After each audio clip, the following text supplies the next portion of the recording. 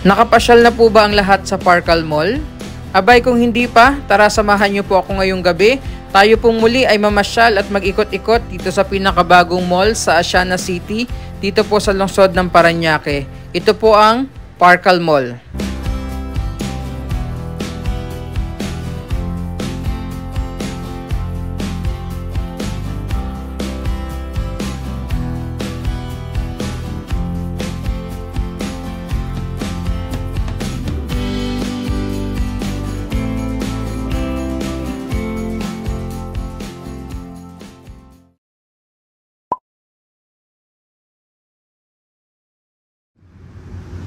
Yes po, magandang gabi and welcome po muli sa ating video tonight. At ayun na nga, andito ulit tayo sa Asiana City at papasyal po muli tayo dito sa bagong mall sa lungsod po ng Parañaque. Ito po yung Parcal Mall. Bale, pangalawang beses po natin ang pagpasyal ulit dito simula nang binuksan po ito. Yung unang beses po ay nung December at ngayon po ulit papasyal tayo and check natin kung ano na ba yung mga updates ngayong gabi dito po sa Parcal Mall. So ano pa bang hinihintay natin? Tara po, pasok na tayo sa loob at kung mapapansin nyo, pulang-pula yung pinakasiling niya. Siguro po dahil sa Chinese New Year at Valentine's Day celebration. Our hearts beat to the city streets. We began to feel the fire. We rise like tall buildings as the chemicals, they take us higher. The night's young, and it's just begun, as she puts her hand in mine. We wanna chase the night, wanna dance to the light, pull the stars from the sky, just two hearts running wild. So this is located po along Macapagal Boulevard at dumadaan po mismo sa pinakaharap yung mga bus. Pwede kayong sumakay po if galing kayo ng Loton or along Taft o kaya po yung mga EDSA carousel bus ay dumadaan din po dito. So pakita ko na rin yung ilan sa mga shops po or mga restaurant na makikita nyo dito.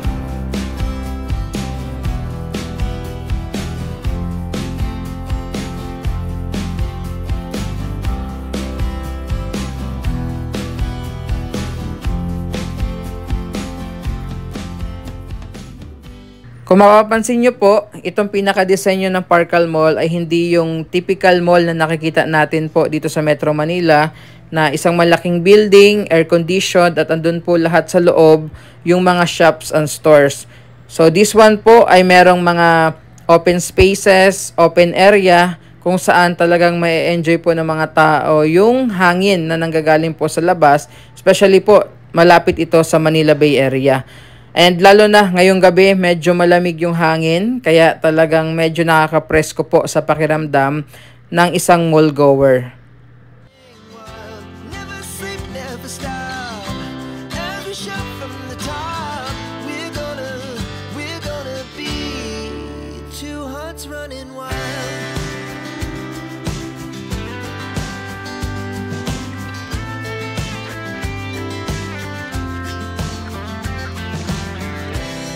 Now the morning is the afternoon. We lay awake in bed. The laughs so loud. Actually po, itong Parcal Mall ay meron ding katabing isa pang mall na few meters away lang din po yung layo mula dito po sa kinatatayuan natin. Yan naman po yung Ayala Malls, Manila Bay. So this is around 8:30 po ng gabi at kung mapapansin niyo, wala po gaanong tao. May mga shops pa rin na close until now. And yung pinaka-operating hours nila is until 10 PM pa naman po. Isa kasi sa napansin natin dito is yung public transport, no? Dahil yun nga, mga bus lang yung dumadaan dito. Kung may private vehicles kayo, pwede. Meron silang parking dito. Or pwede rin kayong mag-book ng Grab o kaya yung ating mga motor taxi like Angkas o kaya po ng Joyride. Pero sa kagaya ko po na stress kapag sobrang daming tao sa loob ng isang mall, ayan, I think ito po yung perfect na lugar kung saan at yung iba po, no, mga introvert na gusto rin mag-mall, ayan, napakaganda po dito dahil yun nga, wala gaanong tao pa sa ngayon. Malay natin soon, no, dumagsa na rin yung mga mall goers dito dahil nga ayun, kakaibang mall experience po, no, dahil sa kakaibang disenyo nito at hindi yung typical mall na nakikita natin dito sa Metro Manila. So right now, papunta naman tayo dito sa pinaka-amphitheater nila. Yes po, meron silang amphitheater dito at fountain. So bababa tayo mamaya, pupunta tayo doon. So this one po, yung pinaka-last building nila ay hindi pa natin mapuntahan dahil as you can see, wala pa po, no, wala pang mga stores na nagbubukas diyan. So baba muna tayo, punta tayo doon sa pinaka-amphitheater nila at papakita ko po kung ano ba yung mga makikita natin doon.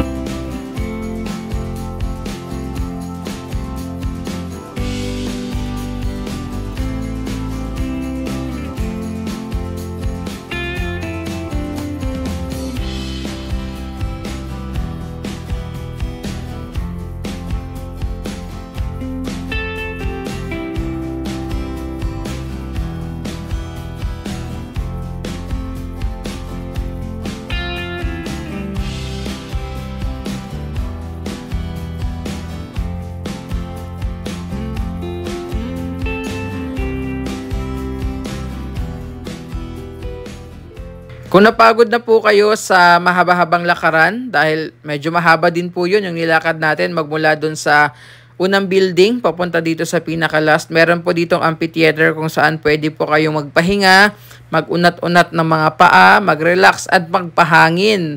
Dahil medyo masarap at malamig-lamig yung hangin po ngayong gabi dito sa Parcal Mall.